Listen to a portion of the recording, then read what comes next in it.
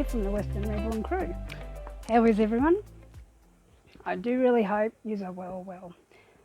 Now I know it's been a while since my last video. It's just how the weather is here and my circumstances of being able to do a video, so thank you for your patience. Today is probably the coolest day we've ever had this summer. We had a heap of rain last night, so I thought I'd quickly get in and do a video. Now it's a twofold purpose, this video. So here you are looking at Brently and Shane, and I'll be changing them off camera. This is their before shot, and as you can see on their bodies, you're going to see what they'll be changed into. So with Shane, so I'll be participating in 6 tags today. 3 for Saturday, because for you guys in America, England and countries in that direction, it's Saturday for you guys. And while here in Australia, New Zealand, Tasmania, I don't know if the people of the Pacific Islands are watching, it's actually Sunday, I think, but it is Sunday for Australia. So now with Shane, he's going to be changed into a shirt and shorts outfit. His shirt, as you can see, but for those who can't see or who are busy doing other things and just listening to this video, it's a short-sleeved white shirt with horizontal dark lines going across the shirt. It has a pickup truck, or what we call here in Australia a ute, which is short for utility vehicle. Crazy how different English languages get. And for his bottoms, he's wearing different shades of blue and green horizontal line shorts that have a green tie rope on it. And they're a beachwear type material, that nice silky that boys wear at the beach and swim in. So Shane's going to be participating in Playday Saturday at Patricia's Dolly's Dreams, and Dolly Sunshine Saturday, and So Blue Dolly Sunday, which is hosted by Tammera over at Once Upon a Nursery. Now Brently is going to be changed into a simple white short-sleeved summer style romper that has thick grey horizontal lines across the body of the romper, green trim around the neck, sleeves and legs. It has a picture of the Hungry Caterpillar, the Eric Carle, I think, production, because it does have the ticket Eric Carle on there.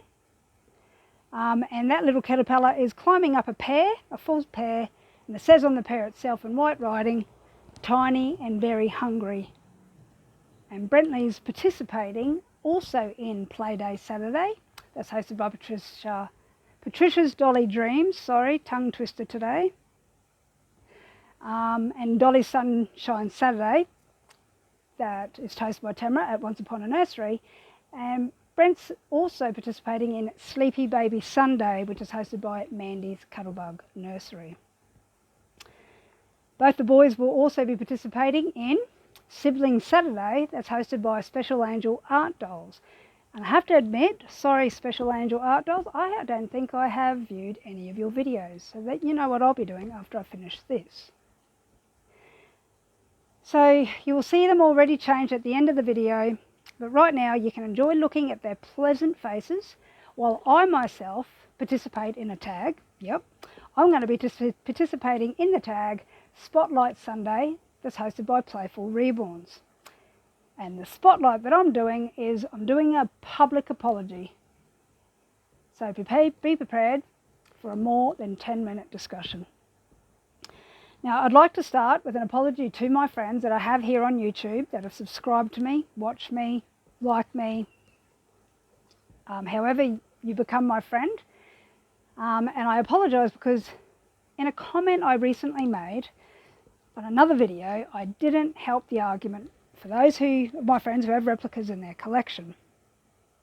I'm sorry guys, I got offended over some videos that I'd watched that, again, trying to educate people on the authentic kits, but then in a sense name call and character assassinate those who collect or have replicas in their collection by the reasons they give, whether done so respectfully or not. I just got offended by it. It just seems all one-sided. So yeah. Now recently I was reminded, actually today, this morning, I was reminded of a principle from the Bible which talks about offence. It's at Ecclesiastes 9 verse 11. It says, "Do not be quick to take offence, for the taking of offence lodges in the bosom of fools." So yep, I was foolish enough for even entertaining a conversation to a person who didn't ask for it, and especially while I was offended at all the comments made on the subject, that I made a foolish comment. So many people have advised me in the video that I did about this issue not long ago on my channel, to just let it go. To you guys, I want to say thank you for your advice. It was the right advice, which I ignored when I took offence pretty much yesterday and the night before, after watching debates on this matter of the replica and authentic. So to my friends who watch my videos, I apologise to you for not taking heed of your advice when you've left me a comment about this, when it counted the most, and especially since the Bible backed your excellent advice. I mean, that's the very book I live each second and day by. So again, I'm sorry. The other person I want to make a public apology to is Reborn Higgy or Higgy. I called her a bully on a comment I made on this other video where I took offence. I mean, I deleted my comments after I apologised to you, Reborn Higgy. Granted, I should have left them up, but I took them down because I thought I summed it up in my apology comment. I shouldn't have called you a bully, and I apologise for even bringing that out in public when there was no need to. How you treat people and your conscience in doing so is none of my business. I mean, I don't follow you or watch your videos. I only know about you from the grief other people have spoken about you, which, you know, did lead me to watch one of your videos, and I understood where they were coming from. But that doesn't give me a right to say how I feel on a public forum by calling you a bully. So I apologise, Reborn Higgy, Reborn Higgy, for even doing that, for even entertaining a conversation when you made a simple comment that was nothing to do with me. Now, I'm apologising because my God that I serve, Jehovah, he expects better from me, and so he expects me to apologise to you for my statement. Now, to all those who are or can get offended or taken aback by the debate on the authentic to replica kit issue, which I've watched a number of the videos where I felt for the people who have replicas feeling like they have to explain themselves. Please guys, it totally isn't worth the anxiety and angst this matter is causing. I think it was Belinda's Babies, I think it was that channel who said she called it the Great Divide. Totally is. It is a very divisive topic. But I'm going to quote some fantastic direction that I watched recently, totally on another platform, about taking offence over anything in life. And it's totally neutral to the reborn world. So I quote, "We don't have to get into an argument about the matter that we're offended over. We don't have to dwell on it. We can say a few words in response and move on. Why would we want to waste precious time and mental energy defending ourselves from someone who's already made up their minds?" End of quote. Now this person and the comment they made is absolutely neutral to this hobby. They have absolutely no participation in it whatsoever, so there's no bias in the statement, but what he stated is factual principle that works in this area of life of taking offence in the so-called need to defend, which I got caught up in. Now, there will never be a healthy debate on the subject of authentic and replica kits or reborn dolls when people who are in control of their own business in this area expect their customers to do right by them financially, but then either do it themselves or allow others to threaten and call out people as being immoral and unethical for purchasing replicas. That's not how a business should be run. This business, the reborn business, is like any other business in the world. It is a legal matter about the replica issue and should be dealt with legally to the right people, about the right people, which is the supplier that is breaking the law, regardless of whether the business have the money and time to do so or not. That's where we all, as individuals in life, should count the cost to see whether we can succeed productively in any venture we do in life and have the means to protect that business legally, no matter the cost. That's the responsibility of a business owner. Now, I myself, now knowing the ins and outs of the reborn business hobby, I now choose to buy, I choose not now to buy authentic, I've always bought authentic, sorry, but this is why I choose to buy authentic still. It's not for the valuation of a kid or get myself up in the ranks of the reborn community. I mean, I have my own fantastic community I belong to that I share with others who also choose to be reborn collectors, artists, and, funny enough, reborn YouTube channel creators. These being Linda at Linda's Romper Room, Grace at Mother's Loving Arms Nursery, Alicia at Tiny Hands Forever, Riri at Riri's Nursery, I think it's Mimi over at Mimi's Nursery, and Mama Gina's Reborns. We are all spiritual sisters that have been taught to see the value of spiritual matters over condemning worldly matters. When it comes to life and our purpose in it, we as spiritual sisters need to be the first to help each other and support each other in that endeavour, especially making us united over issues of the world. That's where real peace comes from, not only as a collective group, but also individually.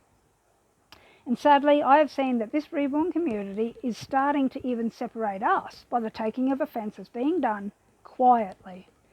So to you girls, my spiritual sisters, I sincerely do apologise first and foremost for not being a better spiritual example to use for Jehovah our God on this matter in a hobby we're all sharing in. We're supposed to be the best of examples of unity there is. Let us girls think about that, which I will continue to do as I share my dolls with you and others who choose to watch while on YouTube. As my sisters, my spiritual sisters know and personally believe themselves, at the end of the day, only Jehovah God can solve all the world's problems, heartaches and pain, and us human beings are nothing in comparison to him and his purposes. So we choose to wait on Jehovah to fix the world's problems, not feel like we have to do the fight ourselves. And last but not least, I'm sorry to those who sculpt, the sculpting artists, and those who sell the authentic reborns. Now, this is a legal matter that needs to be dealt with legally. It's end of matter. Business legality isn't about morality, but about ethics on the part of those in business. Morality and ethics are not the same thing.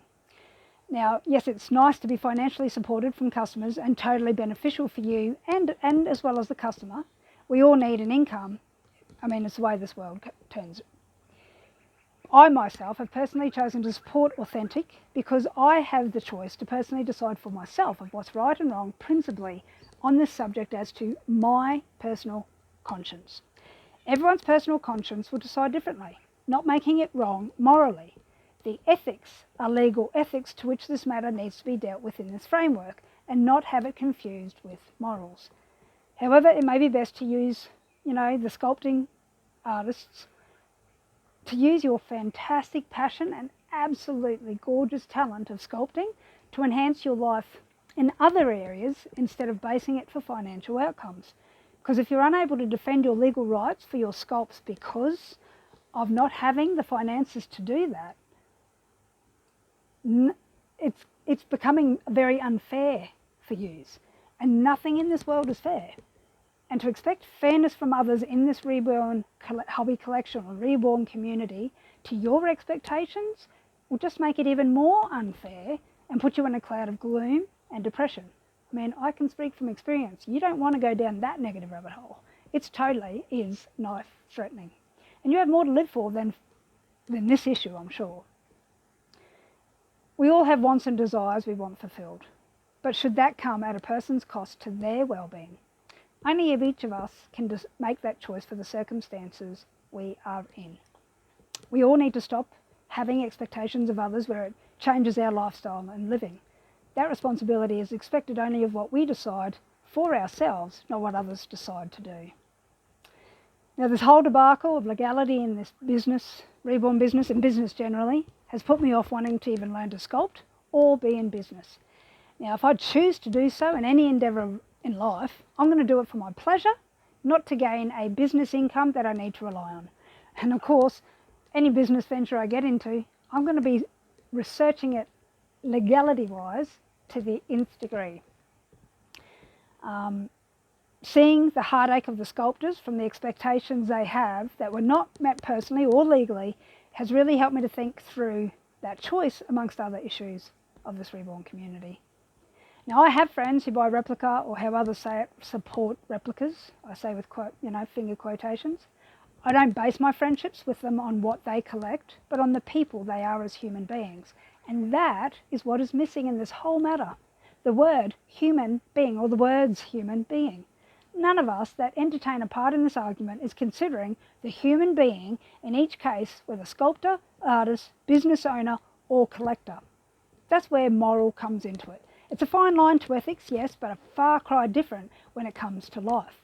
Ethics doesn't preserve life, morals do. And only us as individuals can decide as to what is right or wrong, right and wrong, or who has the right to decide what's right or wrong for our own lives. Now, my spiritual sisters and I have a law book that is our code of conduct as to our morals of what is right and wrong. If it's a moral law that the Bible says is right or wrong, we have the choice to absolutely adhere to what the Bible's moral code is, regardless of what others say and do.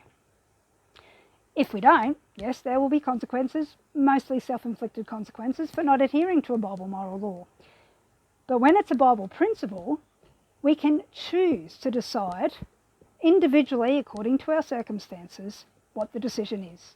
However, we do also have the principle of not stumbling others in the light of our decisions. But in doing so, we don't make excuses, we don't make choices, or we shouldn't make choices because of personal preference over love for our neighbour if it should stumble them. But that in itself is not a rule, but a principle that helps life be more peaceful to the living community as a whole in our individual circumstances. And we each can choose differently on this matter, not making it immoral according to the moral code book of life, the Bible. So that means what I choose doesn't mean my spiritual sister in the faith has to make the same decision as I have, because they have a different living circumstances to choose from than mine. And that goes for if you're not spiritually related to me, if you're just a worldly friend, or friend in just the reborn community. What I choose doesn't mean you have to choose the same thing, but the same goes. Just because you choose to do a replica and I'm your friend, for those that are supporting the authentics, that doesn't mean I'm supporting replicas just because I'm their friend.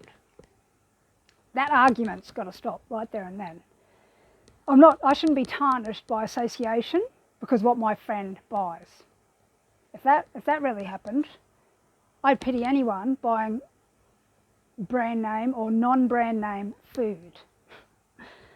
So again, to you all watching or knowing me, I apologise for my taking offence in the matter of authentic to replica issue of the reborn community.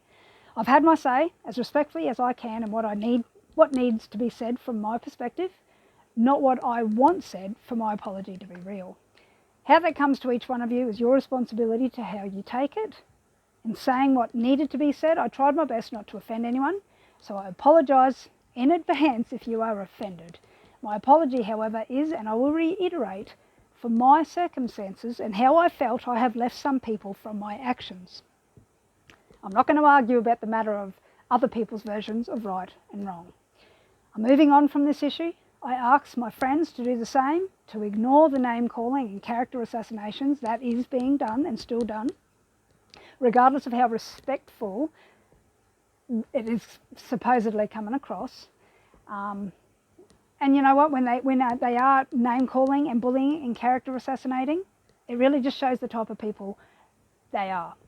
You know, only kind words and actions on the part of ourselves can help change an honest-hearted individual's mind in letting things go and stop others from feeling that bully tactics will control or assert a so-called right in this issue.